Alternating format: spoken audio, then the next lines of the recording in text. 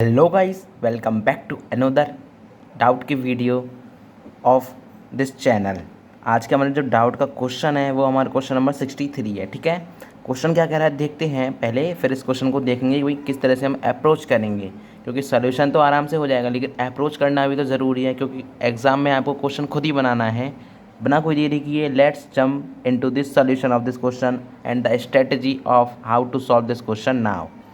N ideal gas undergoes isothermal compression, ये ध्यान रखना, आइसोथर्मल भी और कंप्रेशन भी। ठीक है, from 5 metre cube to 1 metre cube, ये हमारे पास क्या है भैया, वॉल्यूम है। ठीक है, against a constant external pressure है ऑफ कितना 4 न्यूटन पर मीटर स्क्वायर। ठीक है, heat release in this process is used, जो हीट यहाँ से रिलीज होगी, देखिए जब ये होगा हमारे पास तो हीट रिलीज होगी।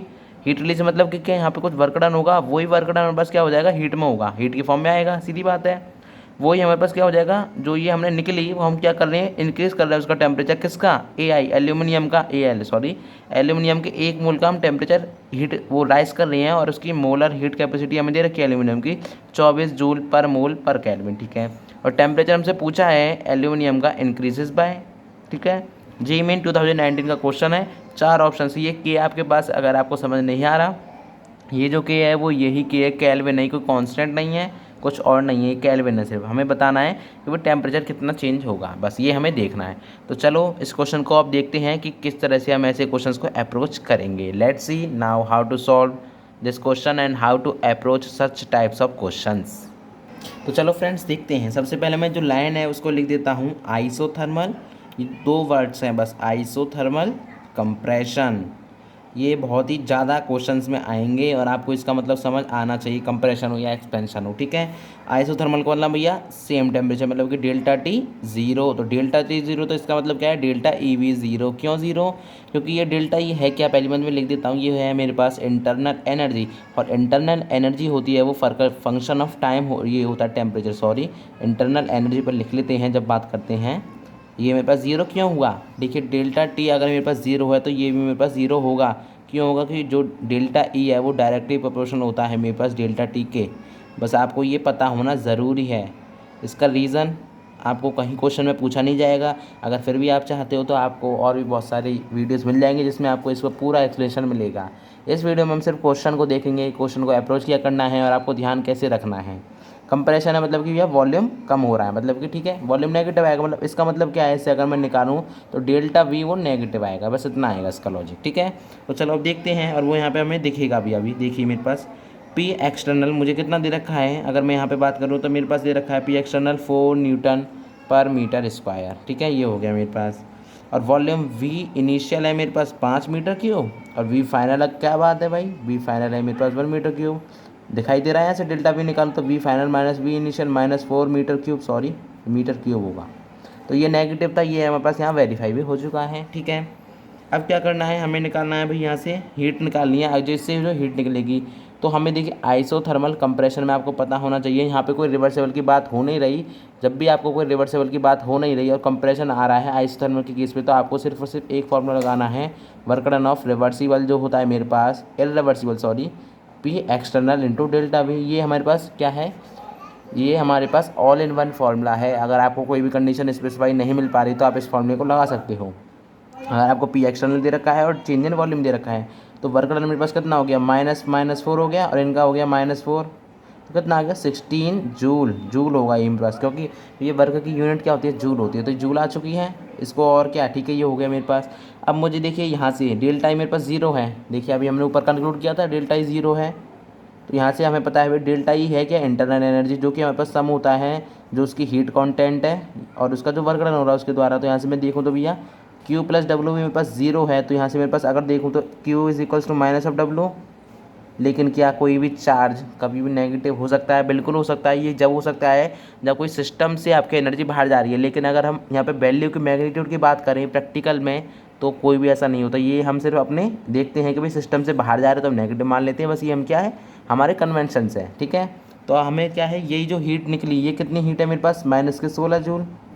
ये इस हीट को मैंने किसको दिया है भाई, एल्यूमिनियम को दिया है, उसके 1 मोल को उसकी मोलर हीट कैपेसिटी भी दे रखी है, उसका टेम्परेचर हमने बढ़ाने के लिए। तो हमें पता होना चाहिए भाई मोलर हीट कैपेसिटी, सबसे पहले आपको पता होना चाहिए कि Q is equals to M S delta T, ये होता है एक फार्मूला। ठीक है। इसमें m क्या है मैं यहीं पे लिख देता हूँ। देखिए ये मेरे पास है क्या, ये है मेरे पास मास ऑफ सबस्टेंस, ठीक है। और ये मेरे पास क्या है, स्पेसिफिक हीट है, specific heat of that substance. और ये मेरे पास है चेंज इन टेम्परेचर, ठीक है। यहाँ पर टाइम नहीं है, चेंज इन टेम्परेचर है। और इसी को अगर मैं थोड़ा सा आगे लेके जाऊँ तो देखिए यहीं पे क्या हो जाएगा, एम की जगह आपने एन लिख दिया और एस डेल्टा टी रखा, तो ये मेरे पास क्या है, मोल्स हो गए उस सब्सटेंस के। तो ये मेरे पास स्पेसिफिक हीट की जगह क्या हो गई, मोलर हीट कैपेसिटी। क्यों भैया, तो क्या पे मोल्स आ गए। स्पेसिफिक मतलब क्या है भैया कि पर ग्राम पे मेरे देखा। स्पेसिफिक हीट मतलब मैं बता देता हूँ कि हीट कैपेसिटी एस में यहाँ पे लिख देते हैं, हीट कैपेसिटी पर ग्राम, हीट कैपेसिटी पर ग्राम, इस तरह से मैंने लिख दिया, ठीक है, पर ग्राम, सॉरी एक ये। और यहाँ पे मेरे पास क्या है, जो ये वाला है ऐसे, वो क्या है, हीट कैपेसिटी पर मोल हो जाएगा। यहाँ पे बस इतना फ़र्क है, ठीक है। कन्फ्यूज़ होने की ज़रूरत है ही नहीं बिल्कुल भी, आप इसको फॉर्मूले को याद कर लें, आपको ये यूज़फुल रहेगा। चलिए ये मेरे पास क्या हो गया, molar heat capacity. Molar heat capacity मैं पूरा नहीं लिख पा रहा यहाँ पे, छोटी जगह बस शॉर्ट फॉर्म में लिख रहा हूँ। ये मेरे पास फिर से चेंज इन टेम्परेचर ही है, चेंज इन टेम्परेचर, ठीक है। तो इसी फॉर्मूले को हम यूज़ करेंगे। क्यों, क्योंकि हमें मोलर हीट कैपेसिटी दे रखा है, मोल्स हमें दे रखे हैं। तो यहाँ पे मैं लिख देता हूँ पहले इन्फॉर्मेशन, क्यू मेरे पास आ गया -16, लेकिन यहाँ पे हम मैग्नीट्यूड यूज़ करेंगे, अब फिर बाद में देखेंगे उस चीज़ को। और क्या है हमारे पास, मोल्स हमारे पास 1 मोल है, 1 मोल हो गए। और मोलर हीट कैपेसिटी जो कि मेरे पास SM से रिप्रेजेंट कर देता हूँ मैं यहाँ पे, SM से। मोलर हीट कैपेसिटी ये मेरे पास है 24 जूल पर मोल केल्विन, पर मोल पर केल्विन, ठीक है। और क्या बचा है, और हमें निकालना है डेल्टा टी, यहाँ से हमें निकालना है, ठीक है। चलो करते हैं इसको।